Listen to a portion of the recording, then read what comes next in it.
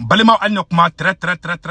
urgent. Balimao, pied mardi 25 août 2026. Malion, ala sago au sago, ko anga pereza Assimi Goïta ka abena voyage do préparer ko ta Algérie. Ko Assimi Goïta ko ka sona ka bena ta Algérie. Premier ministre Ablaye Maïga ka voyage ko fait ko pereza Assimi Goïta fana bena ta Algérie. Mogorema fode Ablaye Maïga da fo ambe jambo wora la me folo na la me e anga ngamu fa ambo fo. Donc Malion anga janga Ablaye Maïga ere kuma kana me folo aba ke tout. Voilà. Ablaye Maïga ko Assimi Goïta no yanga président ka bena ta Algérie. Koni ala sonama anga jango wora la me nyongo fe. Voilà, flé en rola.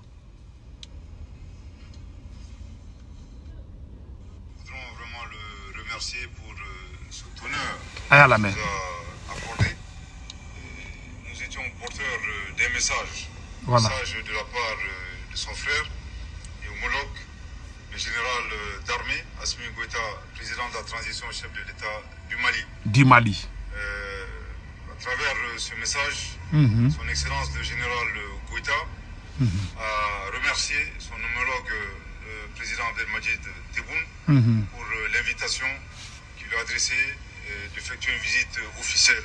Alger. À travers cette invitation, le président Goïta considère cela comme étant une marque d'affection, une marque de considération à son endroit et à l'endroit du peuple malien frère. Il a évidemment marqué son accord à effectuer cette visite officielle à Alger. Ici, plaît à Dieu, les dates seront convenues par les canaux diplomatiques habituels. Et Algérie présent, au des invitations qui ko Assimi Goïta kata Algérie, ko présent Assimi Goïta ko ka sona ka beta Algérie. Ablaye Maïga kata Algérie, Assimi Goïta kata Algérie. Mali ni Algérie ka ben wallahi faut tout bon neta contrôle de Mali ni Algérie ka ben o ere de kan Mali ni Algérie ka tiga de ngoma o ere de kan mais Mali on mena au bo fili do la manipulation do de besina et Assimi Goïta ka gri ka ben ke ani Algérie che meno secret fo ngena Assimi Goïta ka gri ka fo ka be ben ka ani Algérie che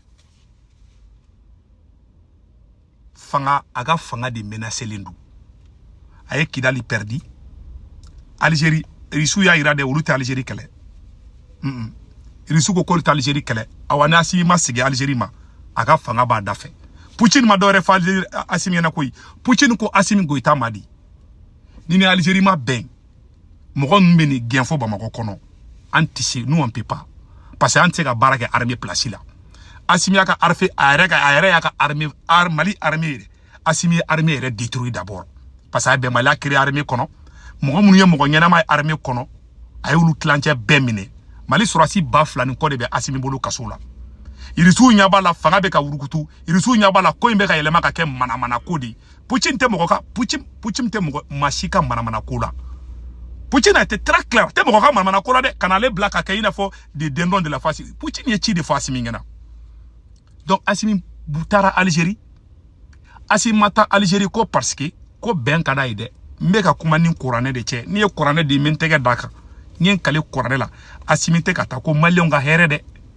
Assimi ka fanga de menacer de do parce que ay Kidali perdi Kidali kere fait duguni fefe ba o be perdi tenza waten o tabulu bi donc mo nunu Algérie ba do Algérie be mo ko fait donc Assimi yaba la ka fanga menacer lendu il faut ka benka en Algérie na benka en Algérie ti la fia pour tant ka be ka sorasu be ka perti ke nord la o là-bas e coup d'état di parce que sorasu be dimi robe na aller de galon ka boy donc il risu ya attaque à danya koro à prendre ou à laisser Assimi ma négociation ken Algérie waka timina Kidali kumambulu ay Kidali de perdi akumena na anéfice fana perdi donc anya bala kobe kataka bulu dan donc a kalaman Assimi ma ta Algérie ko parce que ko ala kama kabe fe ani ko horonya yere la parce que horonte Assimi ma ta ko parce que ko ben de kada parce que te ben fait amata Algérie fait parce que an ye sigiɲɔgɔnman de ye an ka bɛn parce que ale yɛrɛ Asimi depuis ala ka da a ye fɛn kelen mun ni Asimi t'a fɛ a ka diɲɛlatigɛ la o ye bɛn de Asimi tɔgɔ bɛnbaliya Asimi tɔgɔ Asimi a jamu bɛnbaliya a tɛ bɛn fɛ diɲɛ wɔrɔ c'est à dire que Sintane Iblisi mɔden dɔ de sigilen filɛ Mali kunna Farawuna mɔden dɔ de sigilen filɛ Mali kunna kafiri fin a bɛ mun dɔ langage de vérité fali de i bɛ fali mun dɔ Asimi Goïta hali fali yara ni ma bere fara fali ko a tɛ taa Asimi bɛ langage de Asimi bɛ rapport de force de dɔn a y'a ye Algérie tɛ manamana mɔgɔ ka manamana ko la dɛ u taar'u ka manamanakan fɔ Nations Unies kɔnɔ Algérie ma kuma fɛ o a y'a remarqué dɔrɔn Mali ye Maroc ka Saharawi reconnu dɔrɔn 2 semaines Mali ye Kidali perdu o yɔrɔ da to a y'a dɔn ko ja ko kulonkɛ tɛ ko in na a bolo ko jamanajɔ ye science fiction de a bolo ko jamanajɔ ye théâtre bɔ de a bolo ko jamanajɔ ye n tɛ fɛ ka nɛni dɔw kɛ sa a bolo ko jamanajɔ ye basa faga de ye quoi n tɛ fɛ ka mot dɔ in fɔ quoi mɔgɔ minnu bɛ basa faga tɔgɔ min b'u la n tɛ fɛ k'olu fɔ c'est à dire hali olu ka fisa ni Asimi ye c'est à dire a ye a bolo sisan kɛni ayi ale bɛ se ka ko bɛɛ kɛ parce que o y'o de don a kun na donc a ye perdilen de sisan a dɛsɛlen a ye ŋunumatɔla de filɛ ka tigi ɲɛsin Algérie ma Algérie awa u bɛ ka taali min fana kɛ Algérie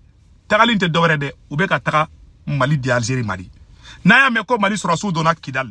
Jɔnkuda système de don parce que Asimi Goïta ka conseiller Jɔnkuda de a b'o kalama Jɔnkuda mun ye Kidal ta k'a di rebelles ma dɛ parce que u bɛna Maliens bloquer a tɛmɛ don dɔ bɛ na kalaba mɛn ko Mali sɔrɔsiw donna Kidal a y'a sɛbɛn aw ka da ne bɛ ka prévision de fɔ an na nous ni Algérie bɛnna dɔrɔn Algérie b'a fɔ rebelles ɲɛna k'a to Mali sɔrɔsiw ka don Mali sɔrɔsiw bɛ dan dɔrɔn u bɛ t'u bila sansara kɔnɔ Kidali ka tila i n'a fɔ politiciens kun bɛ mun kɛ non Kidali an ta de ye an ka sɔrɔsiw donna Kidali Mali sɔrɔsiw bɛ kɛ rebelles kelenw de bɛ Kidali kelen contrôler u bɛ Mali sɔrɔsiw contrôler o système kura kelen de bɛ ka na o de système bɛ ka préparer ka na ne bɛ ka o bɛɛ hakili jigi de Asimi Goïta bɛ fɛn mun nɔfɛ bi o ye k'a ka fanga de sauver a ma taa Algérie ko parce que k'a bɛ fɛ ko Maliens ka hɛrɛ sɔrɔ dɛ awa n'a bɔra Algérie dɔrɔn a bɛ tila ka taga Abidjan tuguni délégation kelen bɛ taa Abidjan fo n'u y'a changer o de b'u ka itinéraire la n'u bɔra Algérie dɔrɔn u bɛ taa Abidjan Ablaye Maïga bɛ bɔ Algérie dɔrɔn o délégation kelen bɛ taga Abidjan c'est ce que j'ai appris fo ni yɛlɛma donna ko la dɛ u bɛ boli la mɔgɔ nɔfɛ u ye fɛn fɛn fɔnɔ kun u bɛ ka bɛn min bi parce que u dɛsɛra de u tɛ ka kɛ ko bɛn ka d'u ye dɛ mɔgɔ dɔw fana bɛ ka bɔ k'a fɔ ko Ablaye Maïga tagara u bɛ ka Ablaye dɔw bɛ k'a fɔ ko wayi a ye Ablaye Maïga to ye vraiment Ablaye Maïga an ka bɛn Ablaye Maïga ka voyage o ye Maliens ka hɛrɛ de ye a ma taa Maliens kɔsɔn dɛ a taara parce que u bɛ fanga min na fanga in de menacelen don Malien ɲɛnama bɛɛ y'a fɔ k'a ka na Algérie kɛlɛ Malien ɲɛnama bɛɛ y'a fɔ k'a ka na Algérie kɛlɛ an m'olu lamɛn mɔgɔ kelen minnu ko aw ma k'aw kana Algérie kɛlɛ dɛ o mɔgɔ kelen de bɛ ka bɔ bi k'u daji tu aw kun cɛmancɛ la aw ma aw lamɛn kunu aw dɛsɛlen de bi dɛ aw y'aw ŋunuma ka taga Algérie fɛ Ablaye Maïga e de taara Nations Unies na Ablaye Maïga taara Algérie moi je ne suis pas contre mais ni ne kun bɛ Ablaye Maïga place la ne kun tɛ taa Algérie cɛ malo hɔrɔn wallahi saya ka fisa ni malo ye kuma dɔ bɛ n'i y'a fɔ i man ka contraire kɛ i kan ka saya i b'a préférer ka i yɛrɛ faga quoi o ka fisa i ka sigi kɔ kuma dɔ la kuma dɔ bɛ n'i y'a fɔ hali saya i ka saya préférer o ka fisa k'i sigira ka kuma la Ablaye Maïga de taara Nations Unies na ko Algérie de bɛ ko ka Maliens faga ko Algérie ko mɔgɔ bɛ ka Maliens faga ko Algérie de b'a bɛɛ kɔfɛ Ablaye Maïga taara diɲɛ kuma tɛ a ma mun fɔ Algérie ma mɔgɔ fila bɛ kɛlɛ bɛ ban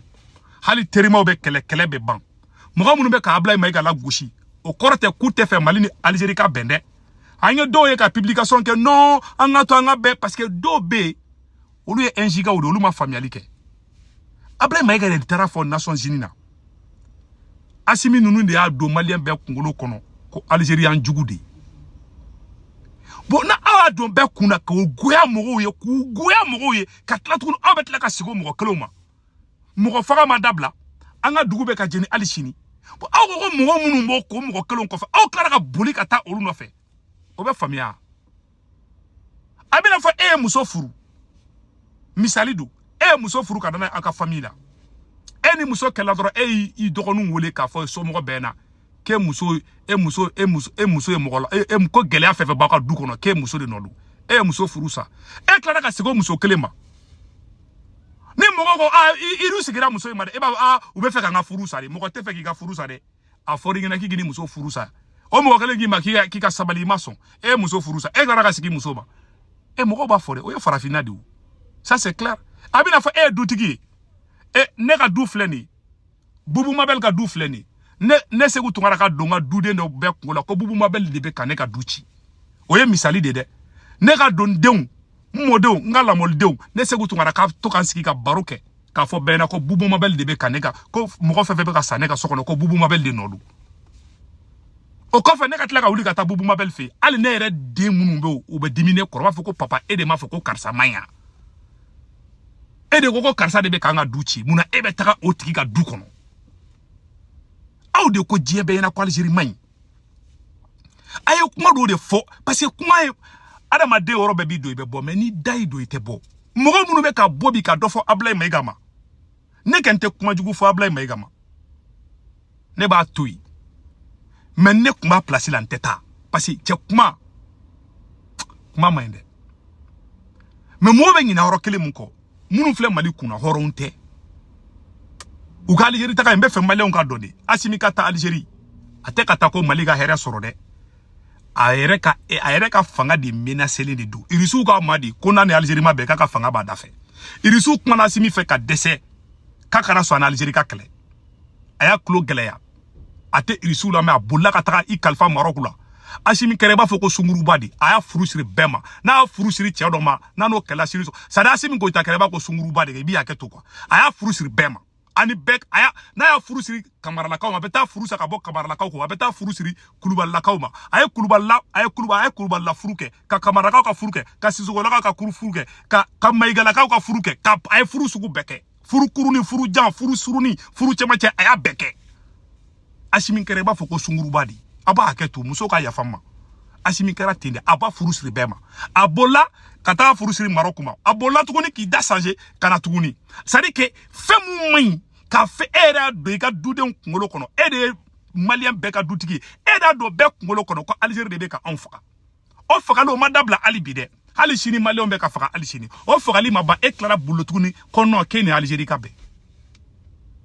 o tɛ ka don kɔlɔn kɔnɔ ni donna kɔlɔn kɔnɔ ka bo fara kasa bɛ don jɔn nun na a bɛ don i yɛrɛ de nun na aw tɛ hɔrɔn ye aw ni hɔrɔnya ma si so kelen kɔnɔ aw bɛɛ tigɛra aw la voilà la vérité bɛɛ tigɛra aw la fo k'aw cɛw kɔfɛ aw ka ni Algérie taga c'est à dire que aw ka ni Algérie taga wagati min na fɔra k'aw kana Algérie kɛlɛ aw ma mɔgɔ si lamɛn a ye Imam Dicko kɛlɛ ko bunna ko taara Algérie aw yɛrɛ bolila aw ni Imam Dicko taara zamɛ dun minɛn kelen kɔnɔ bi ninnu tɛ hɔrɔnw ye dɛ aw ni Imam de filɛ ka taga zamɛ dun yɔrɔ kelen a ye anw tɔgɔ ta k'an don a y'a fɔ ko fɛn fɛn man ɲi kunu a ye fɛn fɛn fɔnɔ kunu a y'a bɛɛ dun bi aw bɛ k'aw fɔnɔnɔ de dun wulu kɛlen de bɛ fɔnɔ ka dun ala ka danfɛn bɛɛ wulu de bɛ hali wulu ka fisa n'aw ye bi parce que aw ye fɔnɔ hakɛ min kɛ ka dun maa si t'a dɔn aw de ko Maliyɛn bɛɛ ma ko Algérie de bɛ ka anw faga ko Algérie de bɛ k'an faw faga k'an baw faga minnu fa n'u baw fagara a b'u bɛɛ kunkolo la bi ko Algérie de nɔ don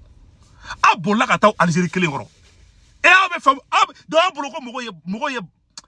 tɛ fɛ ka nin kɛ aw bolo ko mɔgɔ ye dangaden de ya donc mɔgɔ ka tugu aw kɔ ni fiɲɛ cira yɔrɔ min n'aw taara kɔrɔfɛ mɔgɔ ka taa kɔrɔfɛ a ye yɛlɛma kɛ ni mɔgɔw ye a ye mɔgɔw yɛlɛma ko ŋɔmi cɛ mɔgɔ sɛgɛra o panga purute la ten o de to aw n'anw ma se ka bɛn tafantaw la passe partout de don n y'o de fara ninnu bɛna fɔ sunguruba de don n'u taara kɔrɔfɛ u bɛ taa tilebi fɛ tafantu la c'est des malhonnêtes indignes u tɛ se ka Mali mara ne de y'a fɔ a ɲɛna même préparer deuxième vidéo la n bɛna Modibo Kone taara kun min na n bɛna o sɛgɛrɛ fana fɔ bi Maliyɛnw u ka Algérie taga Mali ni Algérie ka bɛn wallahi bilahi a ka di ne Segu Tunkara ye wallahi a ka di ne ye mais a ko kɛcogo a bɛ mɔgɔ dabali ban Maliyɛn si kana bila u ma taga n bɛ fɛ Maliyɛnw ka dɔn de Assimi ma taa Algérie ka taara Maliyɛnw ka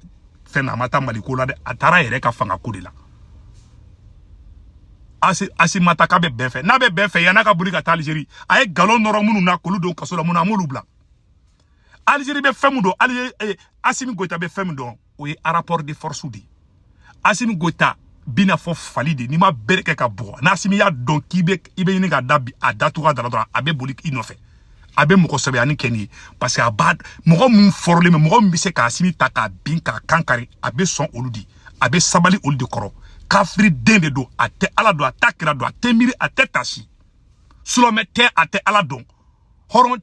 je nyogon te ate ben fana fe ni bendo munaima benda malion yaraman nyogon che ah anan voisin ka ben ameta Algérie abe kata ben ni moko fe aka intérêt de boula aka fanga ka intérêt de boula ni horon de do ni yere wolo dende do ni worotan dende do muna mali ay galo noro muna amolu folo blanc ngolu fla bolo kasola iko kiemu haramu Algérie mu ni ko ba ko re de be ka malion faga moko faga law be ka bolo no fe iya munu mena ku do kasola ma moko faga ma malion faga uko doro ki iga fanga tabolo ma wi critiquer. Est-ce que Clément D'Amblé moko faga? Est-ce que Ben le cerveau moko faga? Est-ce que docteur Sogele moko faga? Mais moko faga law ebe ko lubla ka bo kasola iye to wuche bla iye kuma be fo malien be tikere law la si da be ka boli ka ta Algérie ibe na mu ne fo malien ngena ibo bo be ka jeshi fe ke sano abe malu yakodi ibe ka koko kebi kunu iko ko mai iye malien do don kasola iye malien do interdit ko imam diko ko interdit ko tena mali ko parce que ko tara Algérie na tara Algérie ka tara Algérie ka zame ko fli kono ini imam diko ko bedu nyoko fe ite maluya nunu ni maluya ma si yoro kelen kono billahi tal o ko somba fana na be jamana kalfa mogola aya kalfa mogola mogo munu ye dambetigi dewni aya kalfa mogola mogo munu ye wurutan dewni na tara bolon fe dewn ta kana jamana kalfa la delengan de sunguru tegela sunguru ba jatigi sunguru ba entretien kala na tara jamana ta ka kalfa la be jamana ketan to be jamana bafuye ka dignité bola mali karabi na fo mali o ya mali ke ina fo basa faka jamana quoi nunu be hali bla coroner jamana kalfa la te jamana diriger tan chokala c'est des voyous des vagabonds des inconscients ou te foy don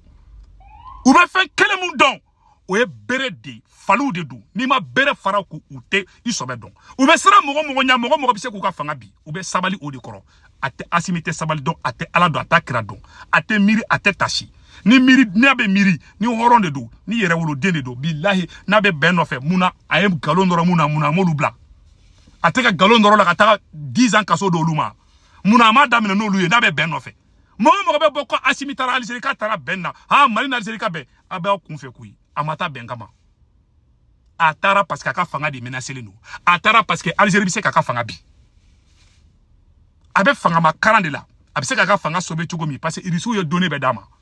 irisu go ni ma se anteki anya kidal perdon na irisu tara bloka paisa avec ko teski ka ta kidal bili abe na madala ne ba chauma irisu ye chi puchin go kat parce que puchin nyabala sadi Pucci nyabala hala ale ni black roka je kafsa ni mogo morel ni quoi nous ye mogo langolo de tafantula na fantula hali ka rapport se ba Assimi tse ka ke